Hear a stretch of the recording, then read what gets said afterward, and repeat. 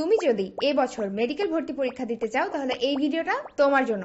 Medical admission টেস্টে বেশ কিছু নতুন নিয়ম অ্যাড হয়েছে যেগুলো না জেনে প্রিপারেশন শুরু করলে তুমি বেশ ক্ষতির সম্মুখীন হতে পারো।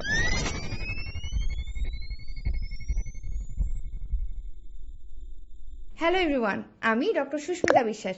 বিগত 7 বছর ধরে তোমার মতো অসংখ্য মেডিকেল অ্যাসপিরেন্টকে গাইড করছি তাদের স্বপ্নের মেডিকেলে পৌঁছে দিতে। সাধারণত আমরা মেডিকেলের মেইন প্রিপারেশনটা শুরু করি এইচএসসি পরীক্ষা শেষ হওয়ার পর থেকে।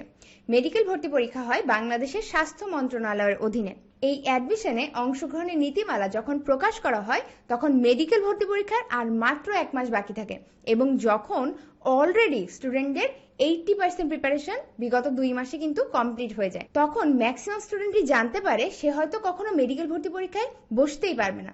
তাই এখনই এই নিয়মগুলো জেনে সেই অনুযায়ী তোমার অ্যাডমিশন জার্নির রোডম্যাপটা প্ল্যান করে ফেলা উচিত। আজকের ভিডিওতে আমি মেডিকেল অ্যাডমিশনের সব প্রয়োজনীয় নিয়ম 4টি ক্যাটাগরিতে ব্যাখ্যা করে বলবো।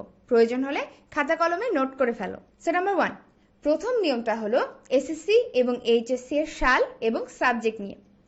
আগের নিয়ম অনুযায়ী কেউ যদি এইচএসসি পরীক্ষায় খারাপ করত এবং ইমপ্রুভমেন্ট দিয়ে দ্বিতীয়বার ভালো করত তারপরও কিন্তু সে মেডিকেল ভর্তি পরীক্ষায় অ্যাপিয়ার করতে পারত। তবে আপডেটেড নিয়ম অনুযায়ী এখন আর এরকম কিছু পসিবল না। 2024 সালের মেডিকেল অ্যাডমিশন টেস্টে অংশগ্রহণ করতে হলে অবশ্যই তোমার এসএসসি এবং এইচএসসি এর মধ্যে 2 বছরের গ্যাপ থাকতে হবে।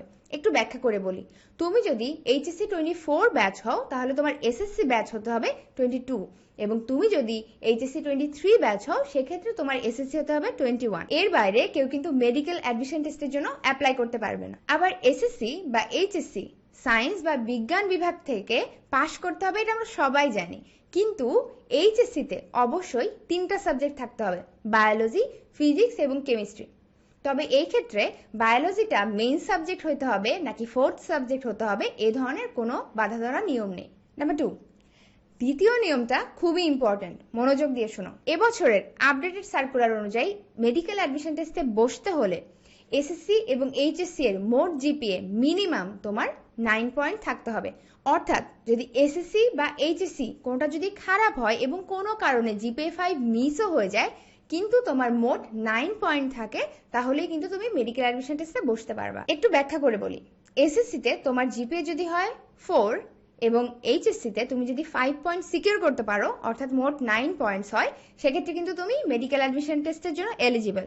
আবার তোমার যদি এসএসসি পয়েন্ট হয় 4.5 এবং কোনো কারণে এইচএসসি খারাপ হয় এবং এইচএসসিরও পয়েন্ট হয়ে যায় 4.5 অর্থাৎ মোট মিলে 9 পয়েন্টস আসে, সেক্ষেত্রেও কিন্তু তুমি মেডিকেল অ্যাডমিশন টেস্টে বসতে পারছো। তাই এখনই তোমার এসএসসি এবং এইচএসসি এর মোট জিপিএ ক্যালকুলেট করে ফেলো এবং আমাকে কমেন্টে জানিয়ে দাও। এবং তুমি যদি এখনো এইচএসসি না দিয়ে থাকো তাহলে সর্বোচ্চ চেষ্টা করো এইচএসসি তে জিপিএ 5 আনার। একই সাথে সার্কুলারে এটাও মেনশন করা আছে যে বায়োলজিতে মিনিমাম 4 পয়েন্ট থাকতে হবে। অর্থাৎ তোমার মোট জিপিএ যদি ঠিকঠাক থাকে কিন্তু তোমার বায়োলজিতে মিনিমাম 4 পয়েন্ট না থাকে তাহলে কিন্তু তুমি মেডিকেল অ্যাডমিশন টেস্ট দিতে পারবা না। তাই এইচএসসি এর বায়োলজিটা খুব গুরুত্ব সহকারে পড়ো।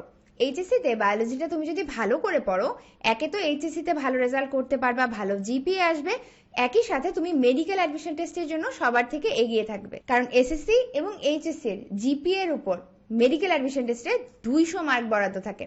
এটা ব্যাখ্যা করে বলবো। অলরাইট, তোমরা যারা মেডিকেলে চান্স পেতে চাও তোমাদের জন্য 10 মিনিট স্কুল এবং অ্যাডমিশন এক্স থেকে আয়োজন করা হয়েছে medical preparation step by step সেমিনারের। এই সেমিনারটা নেওয়া হয় অনলাইনে সরাসরি জুম সেশনের মাধ্যমে।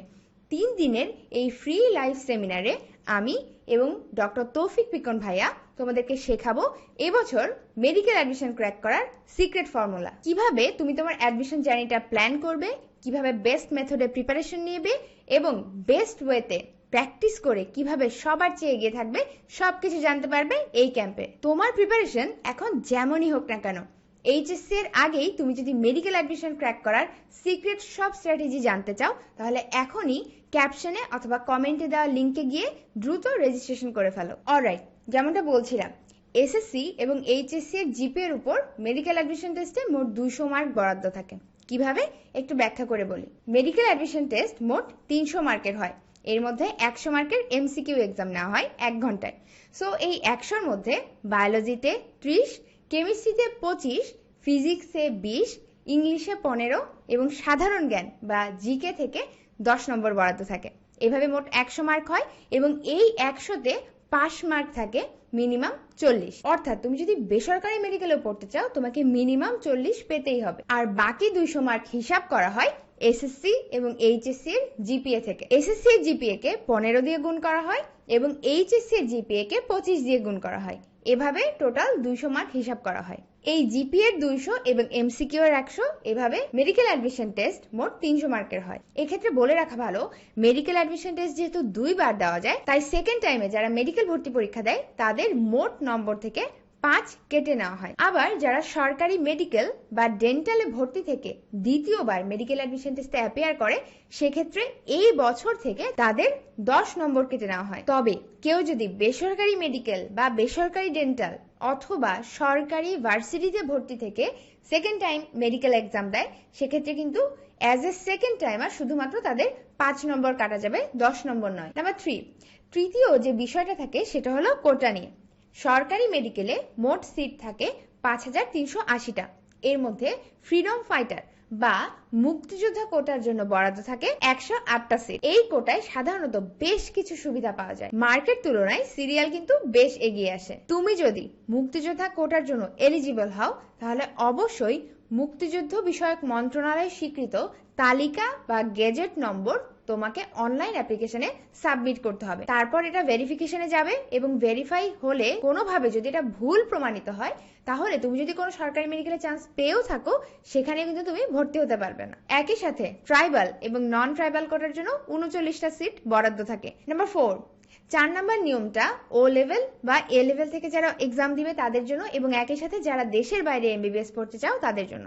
ও লেভেল এ লেভেল থেকে পাশ করে যারা মেডিকেল অ্যাডমিশন টেস্টে অ্যাপিয়ার করতে চাচ্ছ, তাদের ক্ষেত্রে অবশ্যই তোমাদের মার্কশিটটাকে বাংলাদেশে প্রচলিত জিপিএ অনুযায়ী কনভার্ট করতে হবে এবং তারপর ইকুইভ্যালেন্ট সার্টিফিকেট এবং আইডি কালেক্ট করে মেডিকেল অ্যাডমিশনের জন্য অ্যাপ্লাই করতে হবে। আর যারা দেশের বাইরে এমবিবিএস পড়তে চাও, তাদেরও কিন্তু বাংলাদেশের এই মেডিকেল অ্যাডমিশন টেস্টে অবশ্যই বসতে হবে এবং সেক্ষেত্রে ন্যূনতম 40 মার্ক বা 40 নম্বর এনশিওর করতে হবে। তো আশা করি আজকে ভিডিওটা দেখার পর তোমার মেডিকেল অ্যাডমিশনের নিয়ম সংক্রান্ত আর কোনো কনফিউশন থাকবে না। আর তুমি যদি মেডিকেল অ্যাডমিশনে ভালো করার A to Z পুরোটা জানতে চাও, তাহলে অবশ্যই আমাদের লাইভ সেমিনারে অংশগ্রহণ করে ফেলো এবং জয়েন করতে এখনই কমেন্টে দেওয়া লিংকে গিয়ে রেজিস্ট্রেশন করে ফেলো।